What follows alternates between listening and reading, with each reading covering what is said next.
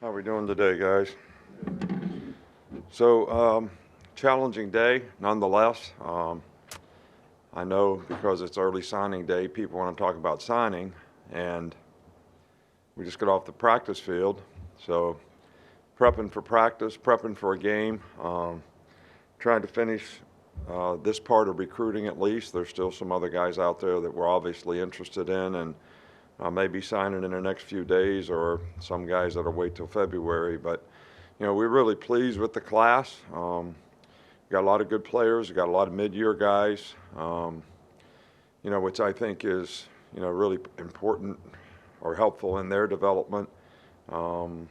This is a product of a lot of hard work by a lot of people. I think our coaching staff did a really good job, but the people who support us in the university community do a great job, whether it's the academic university community, our folks in academics, all the people that work in athletic administration. All these people work really, really hard at helping us putting together a really, really good class. So, I'm excited about these players. I'm not going to go through them, individually or anything like that, but some of them are here. I think we've got several guys that are already practicing. We got a few more guys that may join us later, and I think there's a total of maybe 19 mid-year guys or something like that. So that's probably a really good thing from a practice standpoint. Players had good energy and enthusiasm today, nice enough to go outside. So, the focus is still on, excellence is not free.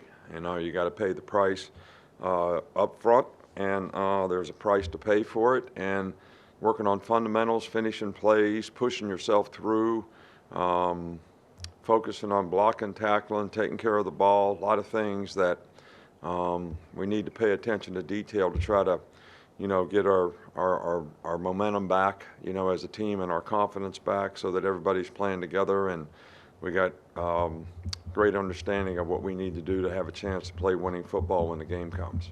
We'll start with Nick. Yeah, you've coached former players' sons before, but what is it like to be adding Drake Kirkpatrick Jr. when you coached his dad here as well? Yeah, well, I think that's the first legacy for Alabama, not necessarily the first legacy for me. I coached Mark Ingram's dad, at Michigan State, but the first generational legacy player that played for us at Alabama and now has a son playing here. I think it's great. His dad's been a really good ambassador for the program, was a great player here, had a great NFL career. So you really appreciate that part of it. But I know how proud he is of his son and what his son has been able to accomplish, and his son to have an opportunity to come to Alabama. Yankton in the middle here. You mentioned that there are some freshmen on campus right now. What's that process been like, just getting them adjusted in the first few days, preparing for the playoffs, and how has this experience beneficial to them moving forward? Well, I think just, exposure. Obviously, the first 3 days we were here, those guys have to go through acclimation period, so they got to be in shorts for so long and helmets and then shoulder pads, and so they haven't even been allowed to put full pads on yet. But I just think the whole experience of being in meetings, learning the stretch program, learning the weight training program, being in meetings, starting to learn the offense or the defense, being around the players on the field, seeing how a college practice really, goes and how they can contribute and how they can improve. And, a lot of them come up and, meet with the coaches so that they learn a little extra if they don't understand something in the meeting. So I think this total experience is a really positive thing for them in terms of their adjustment to, how they're going to transition into, school in January and that whole process that we go through in the spring. Charlie, all right. Yeah, hey, Coach. You always talk about bringing in a good quarterback every cycle. Just what stands out about Julian's game? Yeah, Julian is outstanding, player. Ball comes out of his hand really nice. He's accurate. He's smart. He's had a great, high school career and been one of the best players, most productive players in the country on a very consistent basis. And we like him a lot. And I think as all players, I tell all players, you really got to focus on your development. That's the most important thing. What are you going to become? And I think he's got the right mindset to do that. Matt, in the middle. What do you like about Bubba Hampton's game to bring him in? Yeah, I mean, Bubba's kind of a dog, man. He's one of those guys that's a great competitor, makes a lot of plays. Whatever he plays on offense, wherever he plays on the field. He doesn't come off the field very often. They had a very successful season this year. I know they had a disappointment in the playoffs, but this guy's a great competitor. He can do a lot of things, and we're really excited about having him. In the back. Coach, Kirby Smart shared that story before the SEC championship, how he finally got a text back from you. In an era full of social media, emphasis on personal branding, texting, how do you find ways to stay as such an elite recruiter? I can't. I don't know. You're asking the wrong person. I mean, we try to be honest. We try to be upfront. We try to sell people on the fact that they can create value in their brand, that we're going to make a great investment in them here personally, academically, and athletically. And, there's a lot of guys that still buy into that. I think name, image, and likeness has, maybe spread where guys go out because, some guys are interested in how much money they can make. And that's okay. But we're trying to invest in the players and their future so that they can create more value for their future. And there's a lot of players that still buy into that. From Chase. The offense that Julian Sayin ran at Carlsbad was mostly spread, but they ran some I formation and some old school stuff that put him under center. How rare is it in this day and age to get a quarterback out of high school who can come in on day one and be comfortable under center?